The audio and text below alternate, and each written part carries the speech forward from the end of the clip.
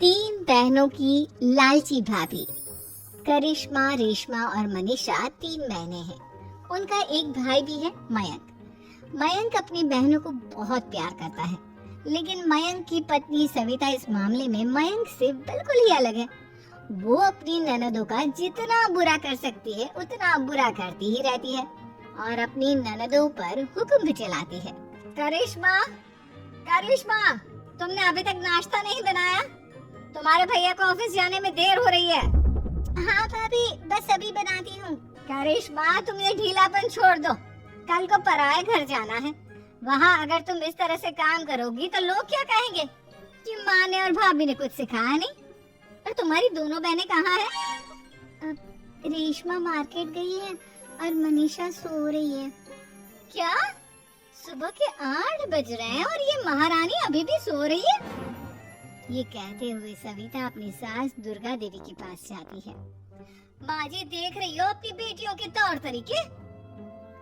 क्या हुआ बहू, सुबह सुबह क्या कर दिया मेरी बेटियों ने? अरे एक तो अभी अभी उठकर किचन में गई है, दूसरी सुबह सुबह बाहर चली गई और तीसरी अभी तक सो रही है। क्या करूं मैं इन तीनों का? मैं तो परेशान हो गई हूँ।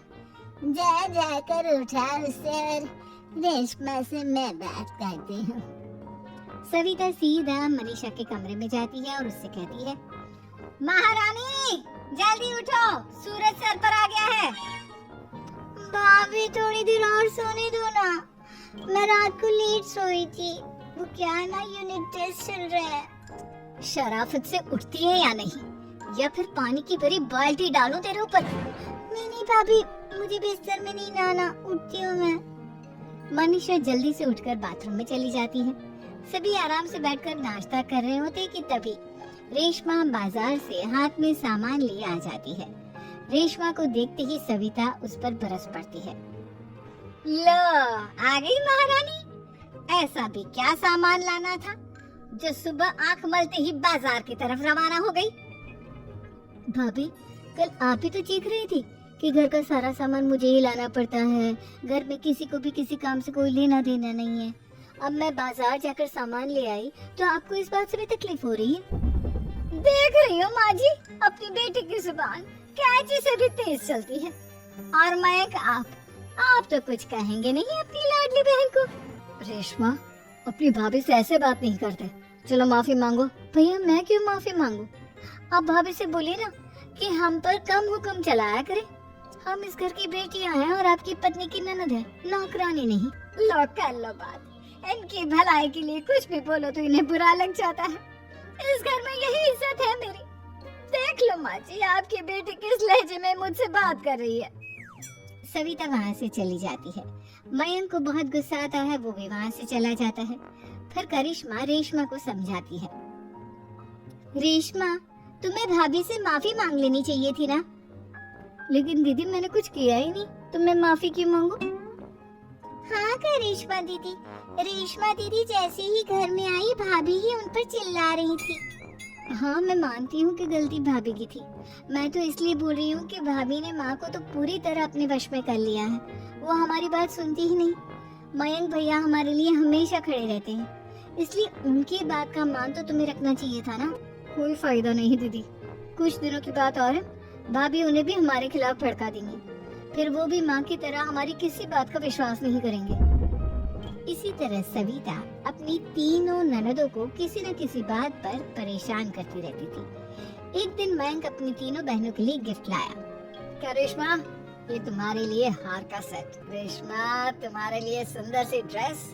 और मनीषा, तुम्हें किताबें पसंद है ना, तुम्हारे लिए किताबें लाया हूँ। थैंक यू भैया, थैंक यू भैया, थैंक यू भैया। करिश्मा, तुम्हारा नेकलेस कितना सुंदर है, ये भैया कहाँ से ले आए होंगे? मैंने भैया को 3 दिन पहले फोन पर ये डिजाइन दिखाया था और आज भैया ये ले आए। सविता तो अपनी ननदों के गिफ्ट्स देखकर जल गई और करिश्मा का नेकलेस तो उसे भी बहुत पसंद आया था। अपनी बहनों के लिए कितना अच्छा नेकलेस लेकर आए हैं, मुझे कभी कोई गिफ्ट नहीं दिया। मैं आज ही ये हार चुरा लूंगी। रात में सविता करिश्मा का हार चुरा लेती है और इसी तरह उसे अपनी ननदों की जो भी चीज अच्छी लगती वो उसे मांगती नहीं बल्कि रात के अंधेरे में चुरा लेती। इसी तरह दिन बीतते गए और सविता ने मयंक के दिल में भी उसकी बहनों के लिए नफरत पैदा कर दी। एक दिन मयंक ने करिश्मा और रेशमा के लिए रिश्ता देखा और ये बात उसने घर में सबको बताई। माँ, करिश्मा और रेशमा के लिए बहुत अच्छा रिश्ता आया है। वो लोग कल इन्हें देखने आ रहे हैं। आप और सविता मिलकर सारी तैयारी कर लेना। ये सुनकर करिश्मा और रेशमा खुश हो जाती हैं, लेकिन सविता सोचती है अगर इन दोनों बहनों की शादी हो गई तो घर और बाहर का काम कौन करेगा। मनीषा तो एक नंबर की कामचोर है, उससे तो किसी बात की उम्मीद लगाना ही बेकार है। मुझे इस शादी को रोकना होगा। अगले दिन सभी लड़के वालों के स्वागत की तैयारी करने में लगे होते हैं। तभी मयंक अपनी बहनों से आकर कहता है, तैयार हो गई तुम दोनों? देखो दोनों लड़के बहुत अच्छे हैं, मैं कोई कसर नहीं छोड़ना चाहता, इसलिए तुम उनके सामने अच्छे से बिहेव करना और अपनी भाभी से लड़ने मत लग जाना।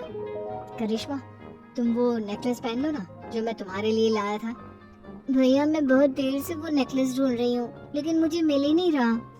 क्या तुमने नेकलेस खो दिया? तुम्हें पता भी है वो कितना महंगा था? तुम कोई काम ढंग से नहीं कर सकती। मयंक गुस्से में वहाँ से चला जाता है। थोड़ी देर बाद लड़के वाले भी आ जाते हैं। वो दोनों बहनों को पसंद कर लेते हैं और रिश्ता पक्का हो जाता है। लेकिन सविता के दिमाग में तो कुछ और ही खिचड़ी पक रही थी। वो पंडित जी के पास करिश्मा की कुंडली लेकर जाती है और उन्हें पैसे देकर करिश्मा की कुंडली बदलवा देती है।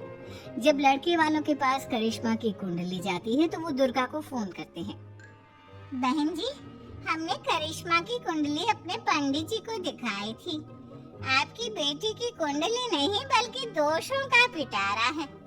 देखिए, मैं और मेरे पति इन सब बातों में बहुत विश्वास करते हैं, इसलिए हम आपकी बेटी से अपने बेटे की शादी नहीं करा सकते। इस तरह करिश्मा का रिश्ता टूट जाता है और सभी घर वालों को बहुत दुख होता है।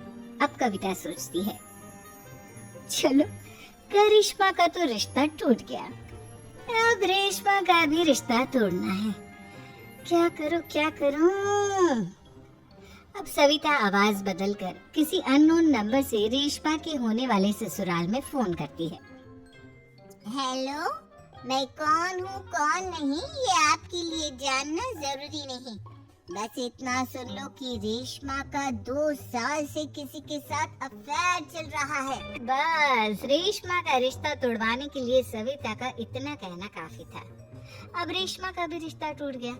मयंक और दुर्गा देवी ने रेशमा को खूब खरी खोटी सुनाई और उससे बार बार उस लड़के के बारे में पूछने लगी। आप दोनों मुझे क्यों परेशान कर रहे हो?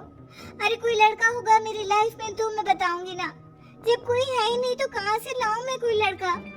तेरे होने वाले ससुराल वालों को फोन किसने किया था? माँ, मैं नहीं जानती किसने फोन किया था, मैं सच कह रही हूँ। मैं तो पहले ही कह रही थी इसकी लगाम खींच कर रखो, लेकिन मेरी सुनता ही कौन है? आप चुप रहिए भाभी, ये सब आपका ही किया धरा है। अब तीनों बहनों को विश्वास हो जाता है कि ये सब उनकी भाभी ही कर रही है। तीनों बहनें अपनी भाभी को सबक सिखाने के लिए एक वकील कर लेती है और घर में हिस्सा मांगा। देखो भैया, माँ बाप की जायदाद में जितना बेटों का हक होता है उतना ही बेटियों का, इसलिए इस घर के 4 हिस्से होंगे और हमें अपना हिस्सा चाहिए। मैंने तुम्हारे लिए क्या क्या नहीं किया और तुम इस घर में हिस्सा मांग रही हो? भैया, आप और माँ हम बहनों की कोई बात नहीं सुनते हो और भाभी हमारी शादी नहीं होने देगी क्योंकि उन्हें लगता है कि आप हमारी शादी में ज्यादा पैसा लगाओगे और उन्हें हम जैसी फ्री की नौकरानी कहाँ मिलेगी। तो हम भाभी के साथ तो रह नहीं सकते, हम बहनों को अपना हिस्सा चाहिए। अरे तुम्हें शर्म आनी चाहिए अपनी भाभी पर ऐसा इल्जाम लगाते हुए। वह तुम्हारे बारे में कितना सोचती है। हाँ माँ, भाभी हमारे बारे में बहुत सोचती है, दिन रात बस यही सोचती रहती है कि किस तरह से अपनी तीनों ननदों को परेशान करूं और कभी मुझे पढ़ने भी नहीं देती। दोनों बहनों का रिश्ता भी तो इन्होंने ही तोड़वाया है और रात में हमारे कमरे में आकर हमारी चीजें भी चुराती है। इसी तरह सविता की तीनों ननदें अपनी बात पर अड़ी रही। अब कोर्ट में तारीख भी शुरू हो गई। जब सविता को लगा कि उसकी तीनों ननद इतनी आसानी से नहीं मानने वाली, तो उसने अपने पति और सास को सारी सच्चाई बता दी और अपनी तीनों ननद से माफी मांगी। मयंक और दुर्गा को भी अपनी गलती का एहसास हो गया। अब सविता खुद करिश्मा और रेशमा के लिए अच्छा रिश्ता ढूंढती है और उनकी शादी करवाती है। उम्मीद है कि आपको हमारी ये कहानी पसंद आई होगी। कृपया हमारे चैनल को सब्सक्राइब करें और सभी अपडेट्स के लिए बेल आइकन जरूर क्लिक करें और हाँ, वीडियो लाइक और शेयर करना मत भूलिएगा।